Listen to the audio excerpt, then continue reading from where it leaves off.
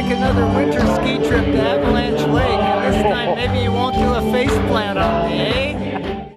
I'm not late. Oh, Miami. Time tonight? Yeah, you know, your dad moves better out here than he does on the tennis court. One of your smiles. Oh, okay. Doc, you're the greatest. I love you. You're my father. Mary, the sun shines east, the sun shines west. Mary, I know where. I know where. The sun shines west. It's on my Mary. That's what shines on my Mary. You know what it does. Yeah, man. And then Kate's gonna go in and say she left some stuff. Jake left some stuff. Yeah. Yeah, and then Tim was here recently. What'd you forget? My cell phone adapter. Perfect. Perfect. Okay, you three. Weren't you here this summer? Jim's medication. Jim was gonna do meds. It's okay, after Tim. I can just do. I was looking for Tim.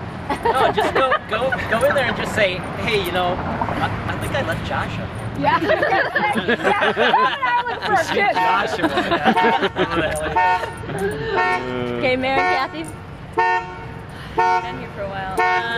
Yeah, you were just here this summer, weren't you? Spokane. You went to Spokane, you thought you'd just zip over? Yeah, so close. I was in the neighborhood. Yeah. And I'll say, just want to talk to you about your visit to LA next week. Oh yeah. Right. Gotta go coordinate some of the arrangements. Yeah. How long at Kate's and how long? Yeah. Let's go. All right. That's great. What's the interval on this?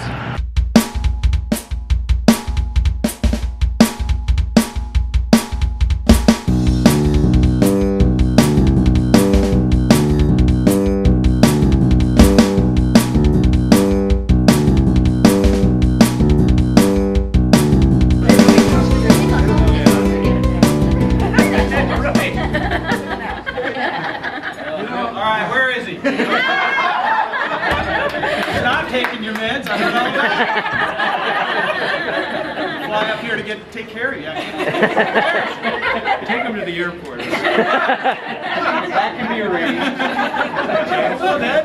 Nice to see you. It was during that time that young Jim, when he was 16, went into a bar, walked up to the bartender, and said, "Try one."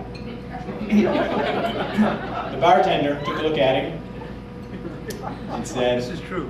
"What'll it be, Sonny? Chocolate or white?" Not to be deterred,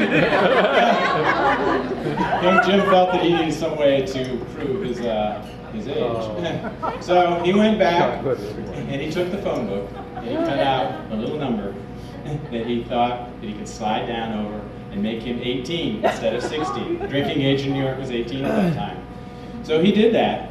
He let it slide down, and he took it into the bar, a different bar. The bartender asked him for some ID, since he looked like he was about 12.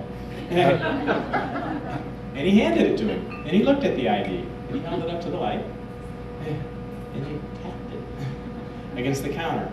And the number fell down. The bartender looked at him and he goes, "Not bad, that's worth a beer."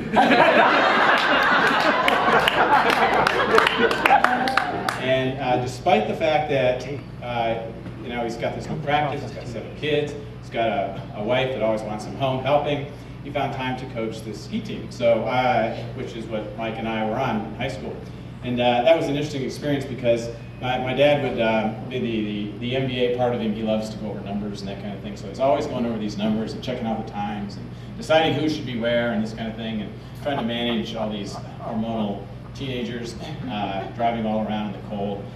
And the thing that was the hardest was he had 2 kids on the team, and he had a problem with Mike. He had a problem with me. He never had a problem with me. Because he didn't want to have his first 2 kids going first and second. And of course, he's anymore. So, and so he'd always run Mike like 3rd or 4th or 5th or something like that, even though he was the 2nd best hero on the team. And which worked out extremely well for me because number 1, I got the fresh course. Number 2, Mike got the ruts. And Mike never had any chance to beat me then. Mike's a little bitter about that.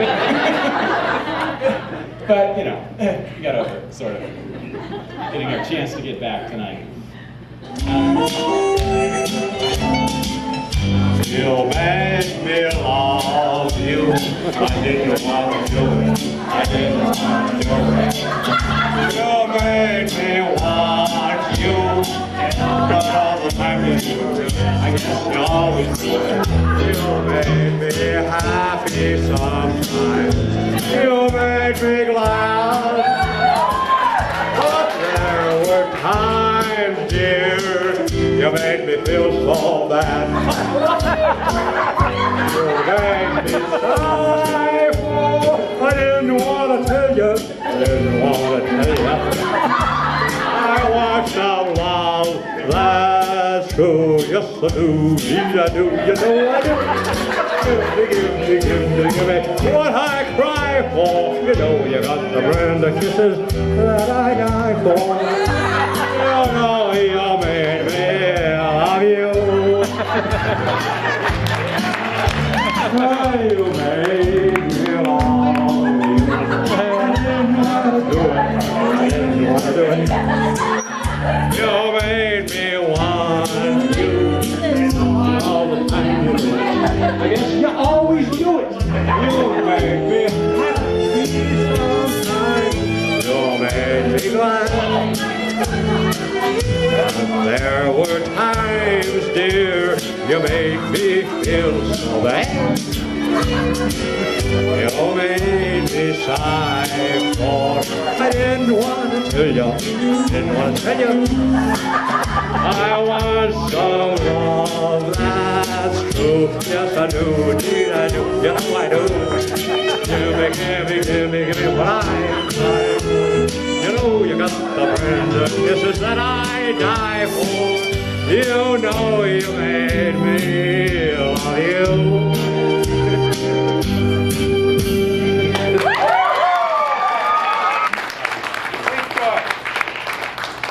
VJ's a very important part of our family because when we come up here, that's where we get our alcohol.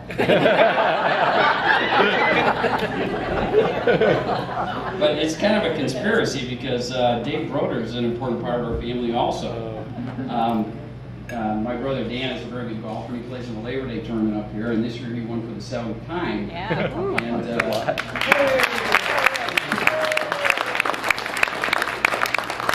And we want to thank Dave for keeping score all those years. I don't know how many people know this, but Dave and Dan worked on the golf club up here when they were young. They grew up together and they're very good friends. And Dave is just a great scorekeeper, and we love him to death. Just give him a big hand for him.